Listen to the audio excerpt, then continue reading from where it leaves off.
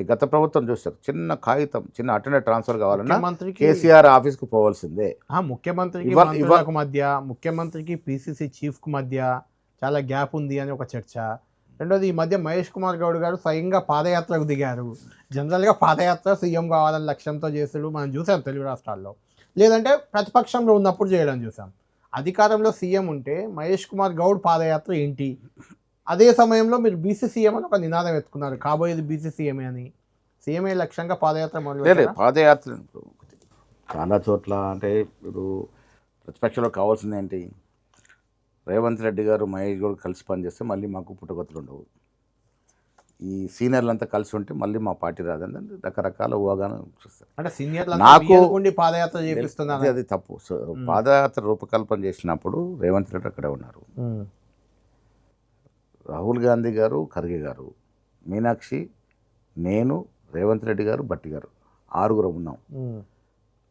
మాట్లాడినప్పుడు పాదయాత్ర అనేది కాంగ్రెస్ పార్టీ సంస్కృతిలో ఒక భాగం. అపోజిషన్ ఉన్నప్పుడే చేయాలని ఏం లేదు, పాదయాత్రలు ఎప్పుడు చేయొచ్చు. జనరల్గా ప్రజా సమస్యలు తెలుసుకోవడానికి అపోజిషన్ లో చేస్తారు. డెఫినెట్. మేము ఇప్పుడు ఎందుకు పోతాం? రేవంత్ రెడ్డి, భట్టి కూడా అపోజిషన్. ఇప్పుడు ప్రభుత్వం ఉన్నప్పుడు కూడా ప్రజా సమస్యలు ఉంటాయి, ఉత్పన్నం అవుతూ ఉంటాయి. వాట్ ఈస్ అసలు గ్రౌండ్ లెవెల్లో రియాలిటీ ఏంటి, వాస్తవం ఏంటి తెలుసుకో. ప్రభుత్వంలో ఉన్నప్పుడు పాదయాత్ర వల్ల ప్రజలకి దగ్గర అవుతాం మనం. ఆ తప్పని అనట్లేదు. ముఖ్యమంత్రి బీసీ ముఖ్యమంత్రి నినాదానికి పాదయాత్ర బీసీ ముఖ్యమంత్రి నినాదం నేను కొత్తగా తీసుకురాలేదు.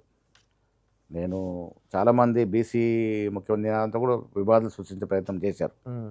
అంటే మీరేనా బీసీ ముఖ్యమంత్రి గారు అర్థం చేసుకున్నారు కాబట్టి ఇబ్బంది లేదు. బీసీ ముఖ్యమంత్రి నినాదం అనేది మహేష్ గౌడ్ కోసం కాదు. నేను ఎందుకు తీసుకొచ్చానంటే దీన్ని అంకురార్పణ చేసింది మళ్ళీ రాహుల్ గాంధీ గారే. రాహుల్ గాంధీ గారు ఒక నినాదం తీసుకున్నారు, ఈ దేశంలో జిస్కి జితనే ఆబాది ఉనికి ఉతనే భాగదారి. సో ఈ దేశం మొత్తం చూసుకుంటే బీసీల సంఖ్య గణనీయంగా ఉంటుంది ప్రతి రాష్ట్రంలో.